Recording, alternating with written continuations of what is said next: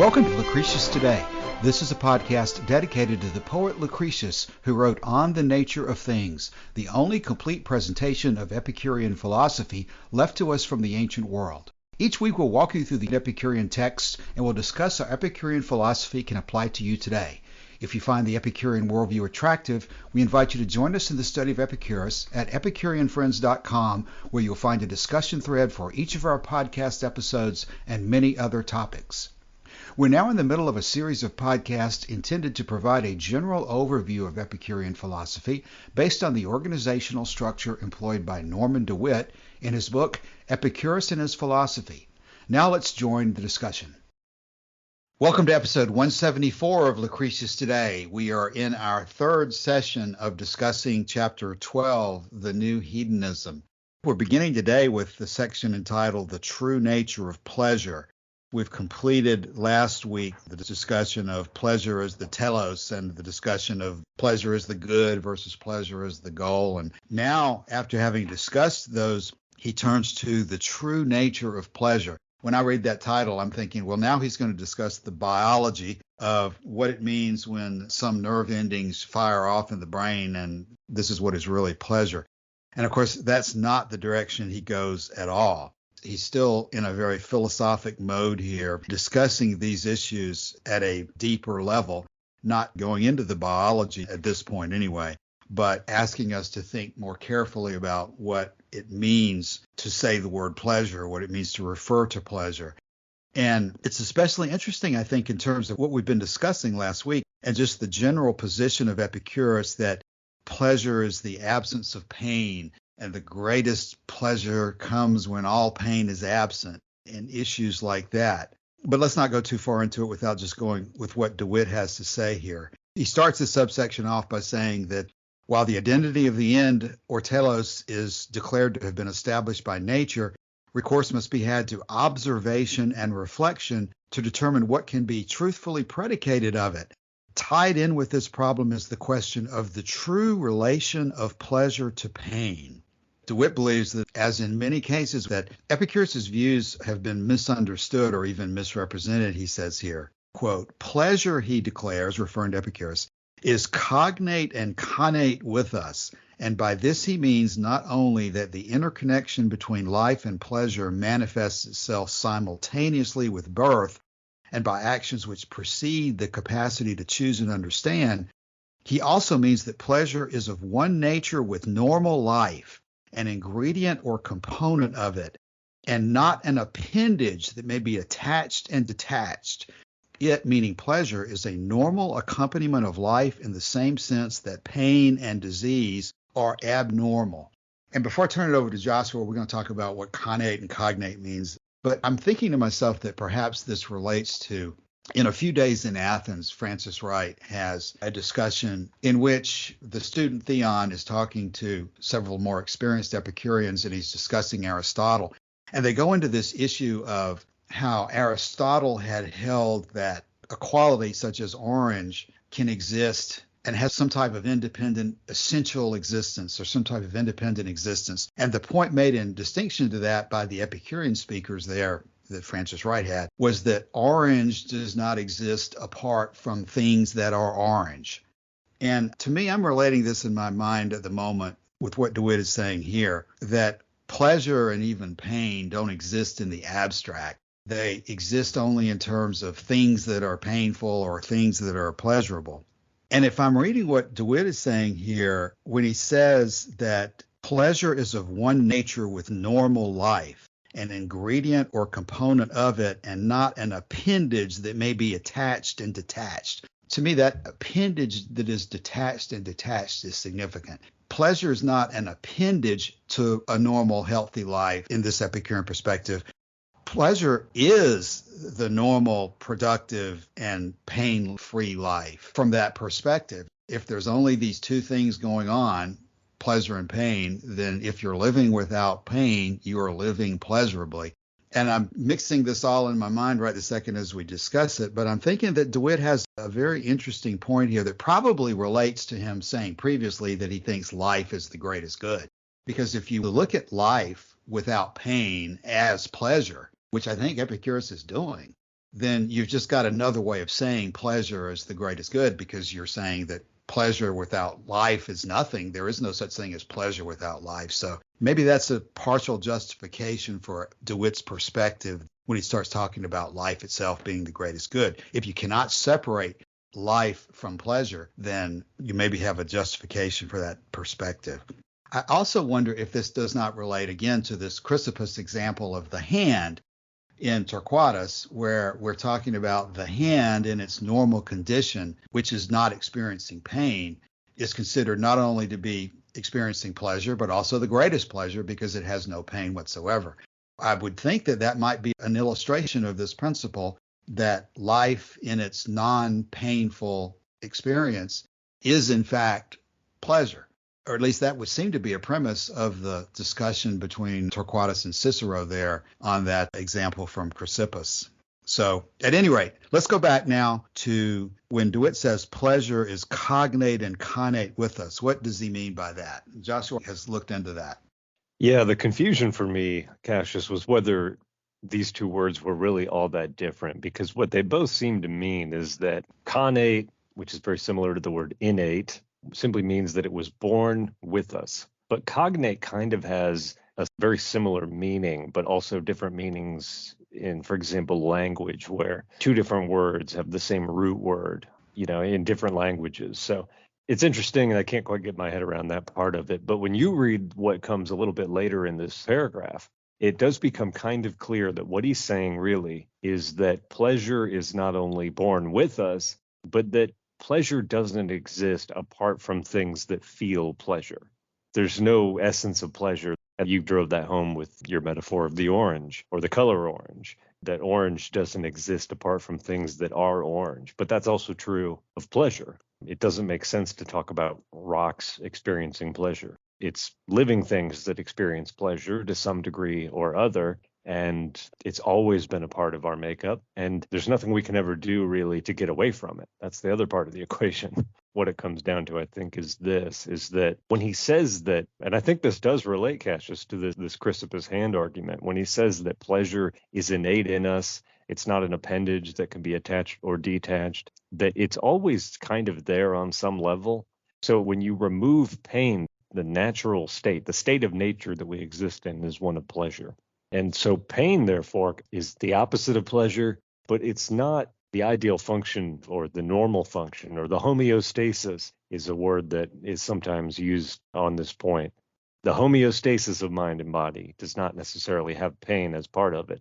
Pain is a signal that something has gone wrong. Joshua, you've used the word homeostasis. Explain what you mean by that. It's simply this idea, particularly in medicine, that when things are working normally, you tend to have things in balance, right? And that you get signals in areas of the body when stuff goes wrong. What I gather from your question is that you question the use of the metaphor. What you grasp from my question is that I usually am able, by thinking about the Latin roots of these words, to immediately come to a comfort level with what the word is conveying. Stasis and homeo in this case don't necessarily convey to me what I would have been looking for. Stasis to me means state. What does homeo convey? It means like or similar. It's a tendency toward a relatively stable equilibrium between interdependent elements. The difficulty I have with that, a tendency towards equilibrium. An equilibrium of what? If homeostasis means stability, continuing on without interruption, things like that, that's no problem for me at all. But I'm just wondering, it just doesn't seem to capture the full health, or just because it's steady, my dead body is going to be steady when I die, or to some extent. It needs to include something about the healthy functioning of it. And does it or does it not? It does, yeah. If you consider, for example, that pain is a violation or a departure from equilibrium, and that pleasure in this analogy is this enduring constant state of equilibrium, then you have to get rid of pain somehow. Well, then that's the point we're talking about today, because in what you've just said, you're equating equilibrium with the pleasurable normal state. And as long as we're clear about that, I would think we have no issue. But I guess maybe to some extent that's the issue that we're talking about. Is the normal state something that we should consider to be pleasurable? Epicurus is pretty clearly saying that it is. And so if we were to use the word homeostasis to describe what we're talking about, one of the premises would be that we are considering the normal healthy state to be a state of pleasure. Would you agree with that? I do agree with that. And what that leaves for pain is that pain is a signal that something has gone wrong somewhere, right? And Mm-hmm. this can be in the body, this can be in the mind, this can be simply something like dissatisfaction in your life. It's a signal that something has gone wrong, right? And you put your hand on a hot stove accidentally, the pain is telling you, take your hand off the stove before you injure yourself. Okay, then that's a good segue into the third paragraph here, which is, I think, equally interesting, because what DeWitt says, it follows from this that pleasure is not to be opposed to pain alone because all creatures pursue the one and avoid the other. The two, pleasure and pain, are true opposites because they stand in the same relation as health, which preserves, and disease, which destroys. So now we're going to go down a line of discussing the analogy between pleasure as healthy operation versus pain as a diseased or destroying operation. Do you agree with that analogy? For the most part, yes. What you don't want is sort of constant pain for no apparent reason. Isolated pain that gives you information about how to return to healthy operation or Mm-hmm. pleasure is useful in a way, but it's not good. It's still bad, right? Mm-hmm. Pain is always bad. Pleasure is always good. I'm simplifying the language here, but you sometimes have to endure pain, but you don't endure it for its own sake. It's to get Right. to pleasure, and it's to get to either some better or more immediate or more intense kind of pleasure, or it's to get to a more longer lasting kind of pleasure. Yeah, the healthy body is going to feel pain when it's exposed to something that's painful, but it's not going to feel pain in the absence of being exposed to something that's painful. And then DeWitt cites in support of this Vatican saying 37, which he translates as, human nature is vulnerable to evil, not to the good, because it is preserved by pleasures and destroyed by pains. This may be taken to mean that pleasure, as it were, is nutriment to the human being as food is, and that the human nature reaches out for pleasure just as each living thing by natural impulse reaches out to its appropriate food. And DeWitt cites in further support for that Aristotle himself had said something similar, that it may well be that in the lower order of animals there is some natural good superior to their scale of existence which reaches out for the kindred good.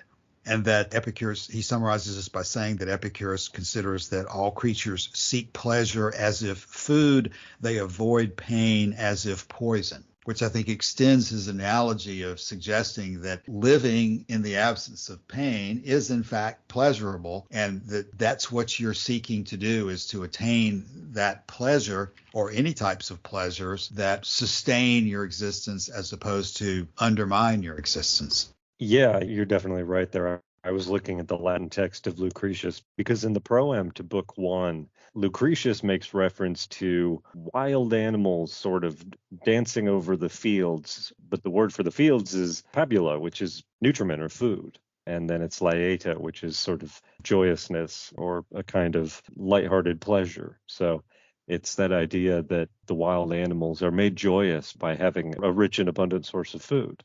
I think there's probably a metaphorical layer there. And then he goes on, of course, in that book to describe how these same animals will dare rapid currents to get to other pleasures like love for the purpose of reproduction and so on. Well, of this first section here, before we go to his second section, I'm stuck with the word appendage and thinking to myself that that's a really good way of thinking about this issue, that once you've identified life in the absence of pain as pleasure, then you really have a different way of looking at the entire subject. And so when your heading is, quote, the true nature of pleasure, unquote, we're not talking about, again, looking at the biological or electrical processes involved in pleasure. We're looking at the true nature of pleasure in the sense of a true perspective, that pleasure is not some extravagant thing that you don't need, that you can just add on to life to make it better, but that the better perspective, the truer perspective on pleasure, is that your life itself is pleasurable.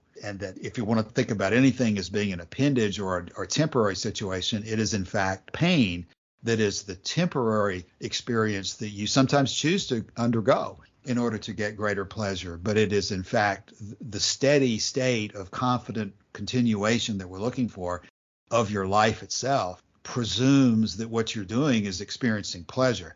Of course, my constant problem that I'm looking for under every bed, like some communist hiding in the 1950s, is this issue of just thinking that life is supposed to be nothingness and complete inertia and a coma-like state. But if your underlying principle is that life is not a coma, life is not inactivity and inaction, but the healthy functioning of the organism in ways that are pleasurable to it, then most of those problems, I think, would largely evaporate. And so that would be an example, I think, of taking Epicurean philosophy and really trying to put yourself in the shoes of Epicurus and accepting, at least for the moment, his perspectives and his premises, and then thinking about what deductions those would lead you to and what applications they would have. And this issue of considering life in its normal, everyday experience as pleasure results in a lot of different consequences that you might not expect. And because you use the word healthy functioning there, and I think that's very good, that the removal of pain simply leaves a sort of normal functioning slate on which you can live the rest, you live out your life. Because the other side of the equation is, even if you thought that the good was to go live in a cave somewhere, most of us don't have the option to do that, do we? I have to live a normal functioning life and go to work in the morning. And so having that base status of pleasure is there, but that's not the only pleasure that I'm allowed or required to pursue, right? There are other aspects or areas of pleasure that I can pursue on top of that. And so to say that as long as you've gotten rid of all pain, that's it. That's all you have to do. It might be all you have to do, but there's no hint in the ancient texts that that's all you should do. Right. Is there? And you used the analogy of you have to get up and go to work in the morning in order to survive and so forth. There's so much involved in perspective, because as much drudgery as we can consider it to be to get up and go to work in the morning, I was seeing a poem this weekend that prompted me to realize that, when you get to the end of your life and you're 90 something years old and you can't even get up out of the bed for the pain and the lack of strength in your body and mind and so forth, the idea of getting up to work in the morning and going to a normal work day will seem like paradise in comparison to the state that you're in at that point. And that's a very poor way of expressing the poetry for those kind of issues. But in relation to nothingness, in relation to death, even the most humdrum aspects of life can seem to be just like paradise. The total absence of pain from that perspective, we conclude to be pleasure, or even the best pleasure. But the total absence of pleasure would be, I think, death, nothingness. And that's pretty much what Epicurus says in Principal Doctrine number 2. Absence of sensation is nothing to us, and that's where we are after we die, which is nowhere. But anyway, rather than worry about being nowhere, let's talk about how the good and pleasurable living applies both to mind and to body. Yeah, he starts off saying, when once the association of pleasure with health and pain with disease has been established, the next step is to recognize the good as dualistic, being concerned with body and soul alike. By the way, that word disease, if you break it down, is simply dis-ease. It's a lack of ease, which kind of suggests the whole story right there. He goes on to say, this teaching is ultimately derived from the denial of immortality. The belief in immortality confers upon the soul an adventitious superiority of importance, and upon the body an adventitious inferiority. And that's a huge point, and we've seen grotesque examples of that historically. This idea that the body is something to be crushed. What's that expression? The spirit is willing, but the flesh is weak. It's very contrary to what Epicurus was thinking, because, as it says in the next sentence, the belief in the mortal nature of both soul and body, and their simultaneous birth, and their continuous interdependence, their co-sensitivity and coterminous existence, conferred upon the two a parity of importance. The claims of the body are just as important, just as valid, and just as necessary to the continued function of a healthy life as the claims of the mind.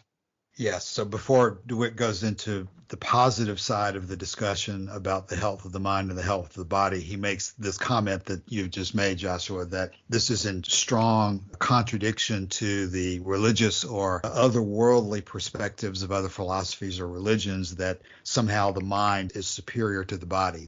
When you start with the presumption that the mind and the body are cognate, that it's all working together and begins together, works together, ends together, then you do consider them both equally important. We know from other passages that the pains and pleasures of the mind can at times be more significant to us than those of the body, but there's also times when the pains of the body can certainly override and consume our awareness for short periods of time, at least. There are stories of the people who are engaged to torture heretics, of them weeping while they're torturing them because they've been led into this maze of thinking that somehow by torturing the person, that by subduing their body, that they can somehow correct the mind. And so while this causes them pain, they feel like they're doing it for the benefit of the person being tortured. And it's diseased thinking, as seems to be the theme of the chapter. So as far as where we've been so far in this chapter, I think what DeWitt is saying makes perfect sense as a explanation of the premises of where Epicurus is going. In the next section or two, what DeWitt points out is that we don't see famous Epicurean phrases that we can attribute to Epicurus or even Lucretius that make that exact point in the same way, but that the same point does survive from several other related sources of the Greek and Roman world. He cites Horace and then Petronius and then Juvenal, where he ends up quoting the phrase that we do recognize, mens sana in corpora sana, sound mind and a sound body. And DeWitt has said elsewhere in this book that that's, I think to quote him exactly, pure Epicureanism. Juvenal in that quote will go on to talk about virtue and other things, which do invite some questions. But as far as it goes right there, that I think that's quite good. And Petronius, just above that, they wished one another health of mind and health of body, because both are equally important. If the soul and the body are on a level state of parity, then you have to take care of both. And he cites a passage from Horace to the same effect. Grant me, child of Leto, health to enjoy them, and I beseech you also with soundness of mind. Yeah, now that is slightly problematic, isn't it? Because child of Leto, in that case, is Apollo. Apollo and Artemis are the twins of Leto. And so to ask a god for health to enjoy them and also with soundness of mind would be a slight departure. But of course, Horace is a poet, and as we know from particularly his earlier writings, was himself convinced by the Epicureans. Yes, and that leads us to what might be actually a tangent in DeWitt's discussion as well, because he doesn't refer to the Leto example as his reason for doing so, but then he says in each of these three instances that he's given, the dualistic good is something to be prayed for. And he cites Vatican saying 65, it is idle to seek from the gods what a man is capable of providing for himself. And here's a note that I made in the thread for today's episode. I'm not familiar with this other fragment, but DeWitt cites a source that we do have a link to in the forum courtesy of Don, in which Epicurus is quoted as having said, each individual is physically constituted from the very beginning of his being for a definite span of life, so that while he cannot live a longer term, he may live a shorter. He then cites Horace making a statement, quote, it's enough to petition Jupiter for what he gives and takes away. May he grant length of life, grant the means of living. As for the quiet mind, I'll provide that for myself. So whether this is poetic license, like perhaps Lucretius in his poem, or whether Epicurus said these kind of things himself, you're not expecting the gods to give you anything in response to your prayer, but maybe it's an acknowledgement that how long you live is something that's not ultimately within your control. You can certainly shorten your life, but as far as extending it, it's often beyond our capacity. Right. And part of the problem is that if you put too much reliance on this idea of praying to the gods for stuff, that you could just be working toward it instead. But in some cases, no amount of work is actually going to solve this problem. But also no amount of prayer is going to solve the problem. There are things you have to just accustom yourself to in this life. And It's like he says in the letter to Menoikeus, accustom yourself to believe that death is nothing to you, because there's no getting around that ultimate problem, the ultimate path that we all must take. And the ultimate path of our bodies and minds leads us ultimately to death. And DeWitt carries on his discussion here by talking about that what Epicurus does is to contrast the mind to the flesh. And we're going to talk a little bit about use of this word flesh. The health of the body was described, quote, as the stable condition of well-being in the flesh. DeWitt cites also Authorized Doctrine 20. It's the flesh that finds the limits of pleasure boundless, and infinite time would be required to furnish it. But the intelligence, taking into the calculation the end and the limit of the flesh and dispelling the fears about eternity, renders the whole life perfect. And then Vatican saying 33, the cry of the flesh is not to hunger, not to thirst, not to shiver with the cold. And in Vatican saying 51, you inform me that the stimulus of the flesh disposes you inordinately towards indulgence in sexual intercourse. With the direction to which it's going here again is that there is emphasis in Epicurean philosophy both on the mind and on the body, in this case with the flesh being the term used. Right. And the upshot of all of that is that while these two, the mind and the body, do exist on a co-equal level of parity, they do also have their differences, right? And so the mind, by virtue of being a mind, is aware of things that the body would not be aware of in absence of them.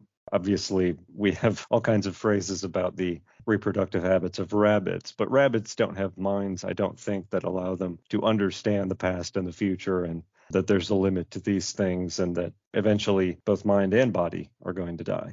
And that it's required that the mind understand that because of the way things are, you're not necessarily missing out on anything by your life having a definite endpoint to it.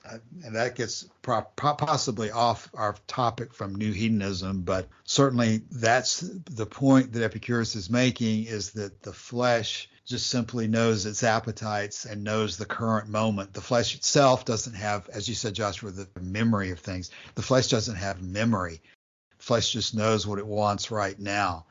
But the mind has the ability to process the past, the present, and the future, and to realize that the future is not going to be an awful lot different than the past. And even though we would like to experience more pleasant experiences over time, those experiences are not going to be essentially different than the ones we've already experienced.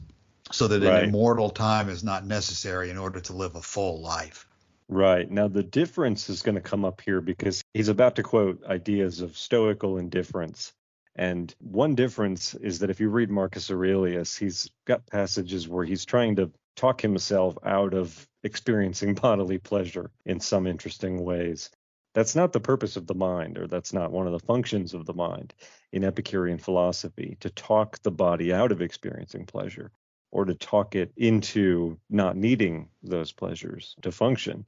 The pleasures of the body are worthwhile in themselves, and there's nothing wrong with them, as long as they don't implicate you in a raft of other problems. And most importantly, as long as they don't implicate you in more pain than you get from the pleasure.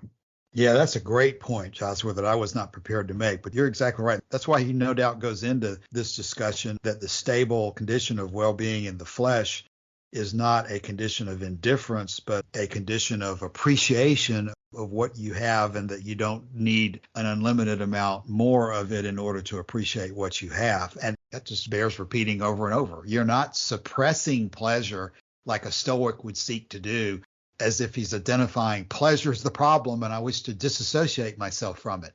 Epicurus is saying pleasure is not the problem. Pleasure is the solution. Pleasure is the normal way of functioning that you wish to embrace and appreciate for what you have.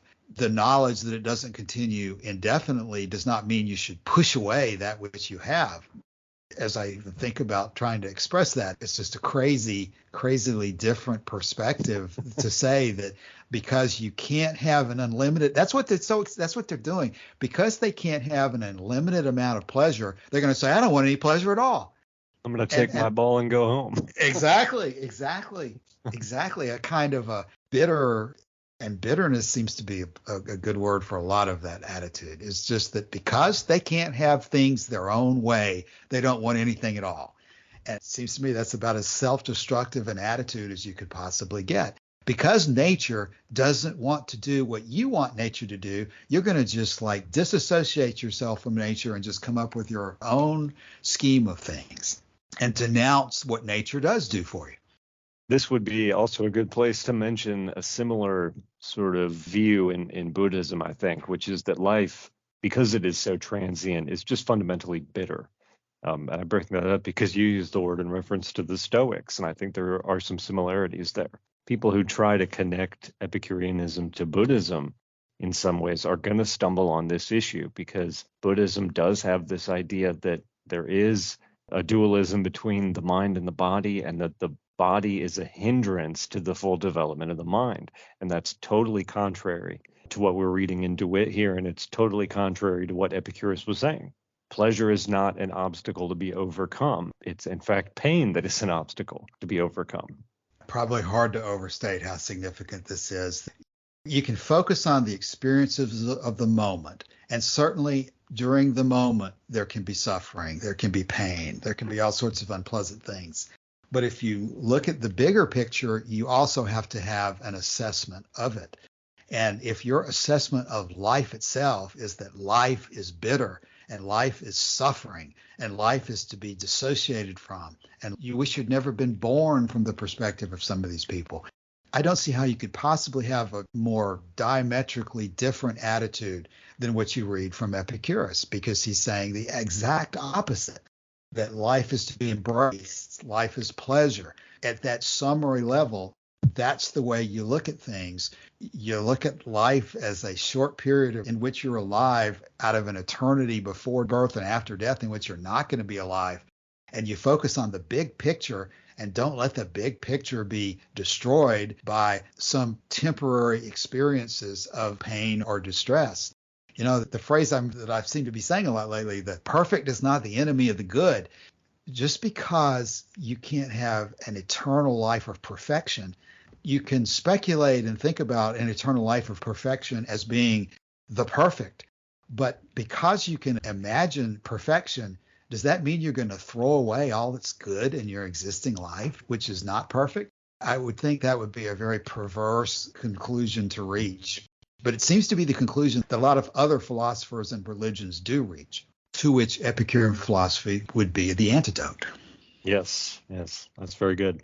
So just as we were basically talking about the word ataraxia and the proper perspective about how life is pleasure rather than pain, DeWitt closes this section by the metaphor of how ataraxia sort of implies not just a coma, not death, not absence of any experience, but the analogy of the sea and tranquility and things that we often think of in terms of analogies to whether we have rough seas, smooth sailing, and so forth. Yeah, I think it's good because he talks about all of these words in reference specifically to trouble at sea. And so what you want when you're at sea is calm waters, but you don't want things to be so calm that you can't sail. That would be the opposite, once again, that would be the other extreme, once again, of healthy functioning.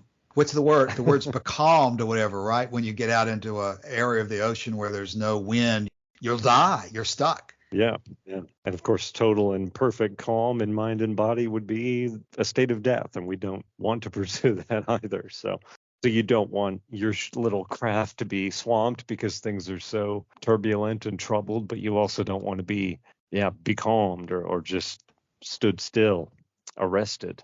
I hope that gets around some of these issues relating to words like ataraxia, because I do see this as a constant problem. Ataraxia, the way some people read it, does seem to imply that the body is in some ways an obstacle or a hindrance to the mind, and I don't think that's true. The related analogy being one we've discussed recently as well. It's almost like we should call you Captain Joshua or something, because the related analogy is the ship in the port is safe, but that's not what ships are for, kind of thing. I've yet to find the definitive statement of that particular allusion, but I think that the essential point is correct, that the ocean analogy is helpful because what we're doing with the ocean, our relationship to the ocean, is we're traveling across the ocean from one place to another. We're fishing, we're doing things, but we're not really capable of living in the ocean our whole lives. we're not acclimated to doing that. So analogies regarding the ocean or bodies of water would seem to me at least to imply movement and the activities of life, not just a rowboat that is just sitting there unused in a pond, but the fact that the boat is there in the first place indicates that a human being is needing it to travel from place to place, or to fish, or to experience the pleasure of being on the pond, or just some activity of life. It's just looking at an ocean with clear skies and that has few waves in it. That ocean is calm, yes, but our relationship to that ocean is we want to be sailing on calm seas. We're not just there staring at the beauty of the ocean in its calm state. We're seeing an analogy to the way we wish to live our lives. And we've been workshopping another analogy on this point, haven't we? Which is this scene from the Odyssey in which Odysseus and his crew are coming up upon, I guess, this rocky outcropping, which is where the sirens are singing about the future and all that. So the normal course of things is one of two things. When you encounter the sirens, you can either be so totally enamored with them that you crash on the rocks and founder your ship, or you can stuff your ears with beeswax and just sail right past them, totally oblivious. But Odysseus takes a different course. He has the crew of the ship fill their own ears with beeswax and lash him to the mast so that he can't do anything except listen, right? So the idea that you want to experience things and that either extreme of refusing to experience things because they might be dangerous has problems. Do you have anything else to say about that? We've been talking about this a lot in the last 2 weeks. Yes, this is currently one of my favorite analogies that I think has some real possibilities for expressing clearly some of the perspectives of Epicurean philosophy in a correct way, that certainly Odysseus could have plugged his own ears with wax just like his men were plugged. But he chose not to because he wanted to hear the voice of the sirens. Now, in my quick review of that section of the Odyssey, it appears that what the sirens were doing was not only singing pleasantly or speaking pleasantly, but also foretelling the future. And he wanted to hear these tales of the future as well. So there may be other implications of this. But the bottom line of it is that Odysseus chose to expose himself to this for the pleasure of experiencing what he did experience. And I first want to thank you, Joshua, for bringing up the analogy, but I also want to credit Fernando in one of our recent discussions brought up the fact that it's also an illustration of how Odysseus was able to accomplish this through the help of his friends. He could not have lashed his own hands to the mast and then unlashed them himself. He got his fellow sailors on the boat to assist him in doing this. And this is an example of how you can experience additional pleasures in life through the cooperation and assistance of your friends that you could not do yourself without them. So there's several really promising lessons to be gotten from that episode with Odysseus. And it sounds like Epicurus himself was fond of quoting Homer whenever he could to enlist him in his illustrations of the right way. I think there's an episode about the Phaeacians, which we won't go into right now, which Epicurus also cited. But Odysseus with the mast is possibly a very good example of the right way to approach the pleasures of life that do entail some dangers. Rather than just avoiding all pleasure that contains danger, you can find ways to prudently experience the benefits of those pleasures without the detriments of the pain that comes from it.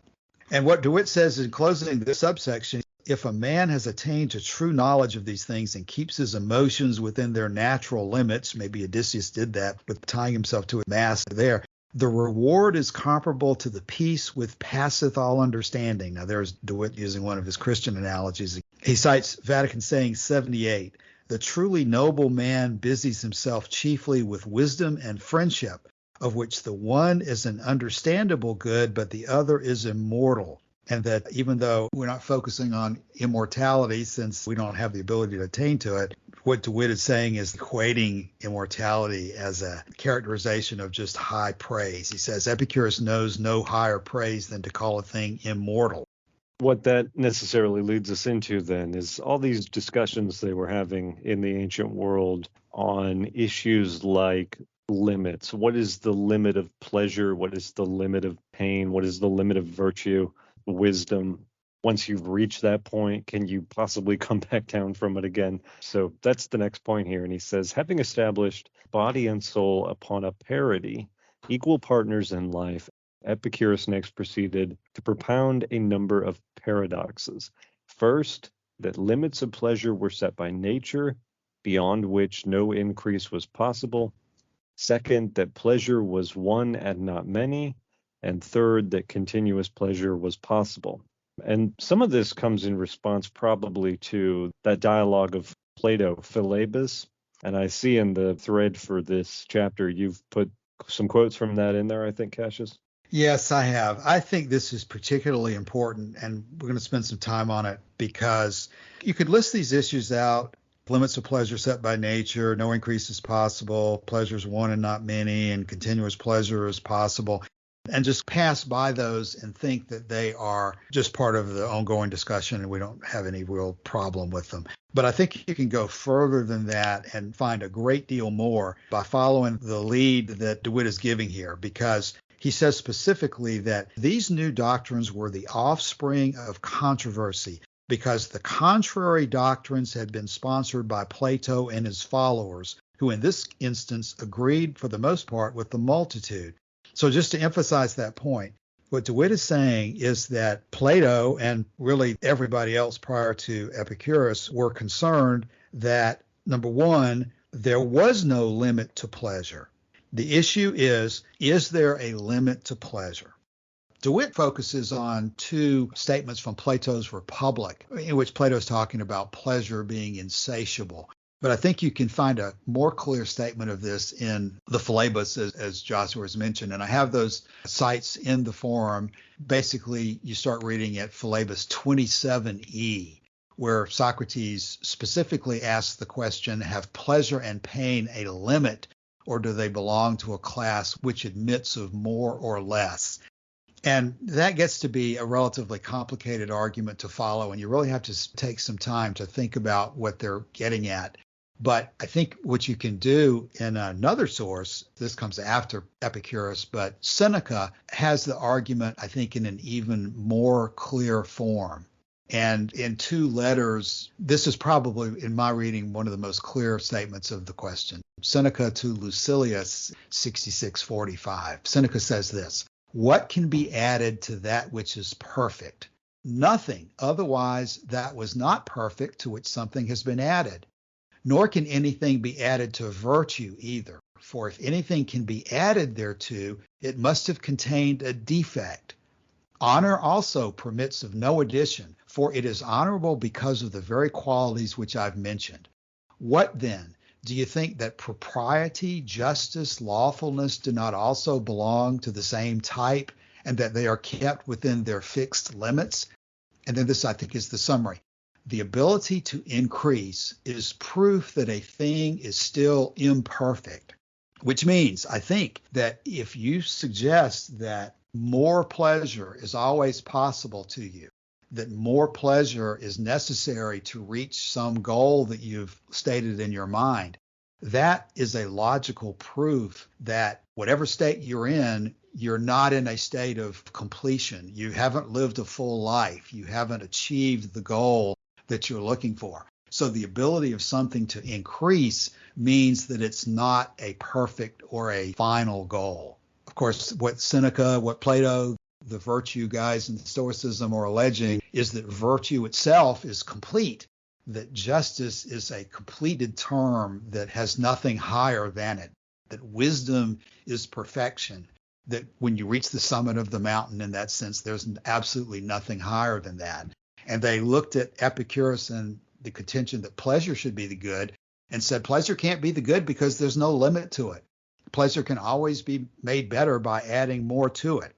It's not like you can be more wise by adding more wisdom to something. If you're wise, you're completely wise, would be their distinction.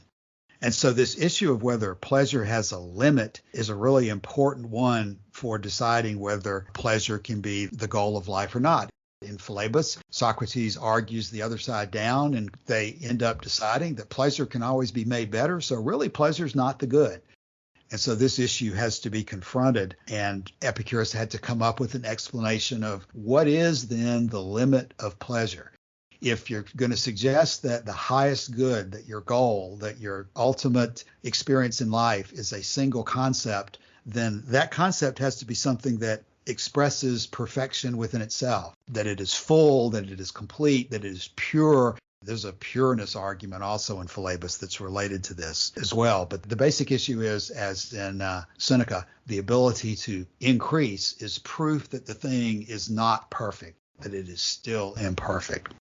And so we go into this discussion here in DeWitt about, well, then what is the limit of pleasure according to Epicurus? If the best has to have a limit, then the best, meaning pleasure, better have a limit. And what is the limit of pleasure in Epicurean philosophy? Well, what he says in the Principal Doctrines is that the limit of the quantity of pleasure is the removal of all pain. Epicurus actually has two responses to this argument. Two limits of pleasure, I should say. One is what he said there, which is the limit of the quantity of pleasure is the removal of all pain, but also that death, of course, is the final limit of pleasure. His other response to that argument was to turn it around, particularly when it came to the gods. If the gods are perfect, then they should not be able to have wants or desires sufficient to create or to interfere in the affairs of men. So not only did he answer their original question, but came back at them with that one. But yes, focusing on that first one, the limit of pleasure. We've kind of been talking about this throughout the morning, haven't we? That he said that the limit of pleasure, the limit of the quantity of pleasure is the removal of all pain. It's very precise language. How do you explain that? Yes, and you, Joshua, have talked about this in the past. The word limit is another one of these words that we really have to be clear about the definition of. Limit has the meaning of a boundary at times. It has the meaning of the most possible. We tend to think of it as meaning the best in terms of when we read Principal Doctrine number 3, the limit of the quantity of pleasure is the removal of all pain. We either consciously or unconsciously or through the influence of commentators or whatever, just generally think that that means the best pleasure is the removal of all pain. And it certainly does have that meaning in part, but you must then think about what is the meaning of best, and then dive back into this issue that Plato and Seneca are talking about in terms of, is the best something that has a completion to it, or is the best something that's always improving and growing on its own? And they came to the conclusion, it appears, and it probably makes logical sense, that the best, if you're using that as a word to describe something, we're creating in our minds this definition that whatever it is we're talking about is the perfect form of that thing. As if anything, a cat or a dog or a tennis player or a football player, he's a godlike football player or godlike basketball player. He's able to perform in that sphere without defect, which is something that most of us would acknowledge is pretty much impossible to do. And yet we talk in those terms anyway. And so this issue is that if you're looking for the limit of pleasure, if you're looking for the best pleasure, one of the characteristics of the best has to be that you can put it in a box almost, is what they're trying to do. One thing we might say just briefly here is, that Principal Doctrine is very specific in its language. The limit of the quantity of pleasure is the removal of all pain. But when people read this and then spread it around on the internet, what they end up saying really is that pleasure equals the removal of all pain. But that's not true. Epicurus doesn't say that. And it's actually contrary to a lot of what he did say. He's talking very specifically here about one specific aspect of pleasure. It's not that when you remove all pain, that's all pleasure ever is the removal of all pain. There are additional pleasures that you can add to that. But the base layer of pleasure of the healthy functioning mind and body is pleasure. And that gets us back to that Chrysippus hand argument, that the hand doesn't feel a lack because the foundational basic homeostatic state is a state of pleasure, but it's not the only pleasure. Right. You have to then also consider what Epicurus talks about in the letter to Menorchius as well, when he talks about how when we are not facing any more pain, we have no need of pleasure. Well, all of these have to be understood together in talking about the quantity that you've been discussing there, Joshua. There's a lot going on here, and it's not just a type of pleasure that is different from others. It's a quantitative or a magnitude measurement of all the different experiences that you're feeling at a particular moment. You can only experience so much in your life or at any particular moment. And at any moment, we're feeling different things in our minds, in our bodies, in parts of our body, and different thoughts that are going around in our minds. You're aware of many things at a particular time. But the most you can be aware of at any particular moment, you can think of that as the total of your experience. If you could sit back and itemize them all, at some point you'd have to stop because you can't be aware at one moment or over your lifetime of more than a certain number of things. And if you list out that number, however long it is, and make all of those experiences pleasurable and have zero experiences of pain, it would seem like that is the limit of pleasure that he's referring to. So you've got a series of things to consider there, but this general issue of limit is something that is very important to think about. It's not just a question of saying that there's a single type of pleasure out there that is better than anything else. The word limit implies all sorts of different perspectives that have to be considered. We talk about Cicero's on ends as a similar analogy. End or goal, the relationship between those two words, limit versus goal, they seem to be used in a very similar manner. What is that Usner fragment? Because it seems important where he says, I know not how to define the good apart from X, Y, and Z. That is cited in Diogenes Laertius as well. The translation I have there says, quote, I know not how to conceive the good apart from the pleasures of taste, of sex, of sound, and the pleasures of beautiful form. Right. So, in other words, absence of pain is not a full description of pleasure, nor should it be construed as an example or summing up the only pleasures that we should pursue. You know, DeWitt has the natural ceiling of pleasure. Ceiling is a good word to flesh out what we're talking about. A ceiling is a limit. It's the highest point that we can reach in the room that we're standing in at a particular time, but not necessarily the implication that living in the rest of the room is somehow something you shouldn't be doing. If you fill a room with water or anything else, the ceiling is the limit at which it can no longer be filled. And by nature, a human being has a similar limit in his limited lifespan and the limited amount that he can experience at any one particular moment. So that the best life would be a being who spends every moment of his living time in full pleasure and without any pain. That would be the limit of what any living individual could do. In full pleasure of mind and body. This is almost good for that Torquatus quote. It's similarly stated in the letter to Menorchius, but it is stated very clearly in Torquatus. Passage 12. Again, the truth that pleasure is the supreme good can be most easily apprehended from the following consideration. Let us imagine an individual in the enjoyment of pleasures great, numerous, and constant, both mental and bodily, with no pain to thwart or threaten them. I ask, what circumstance can we describe as more excellent than these or more desirable? I think that's a great summary of what we're talking about here when we talk about both mental and bodily, with no pain to thwart it. What circumstance can we describe as more excellent or more desirable? Is that not just a way of saying that the limit of quantity of goodness is a person experiencing total pleasures of mind and body without any pain? Yeah, I think that's just about the best summary from the ancient world we're going to get on that. But it's very good. You know, we covered that in a previous series on this podcast. It's such a good thing to read, that whole Torquatus section. Yeah, you have to presume that what Torquatus is saying here is the distilled summary and latest articulation of Epicurean philosophy after 200 and some years of development, that in the Roman world at the time of Cicero, this that Torquatus is saying had been distilled down as the essence of Epicurean philosophy. This is a good place for us to end. There is a limit to pleasure.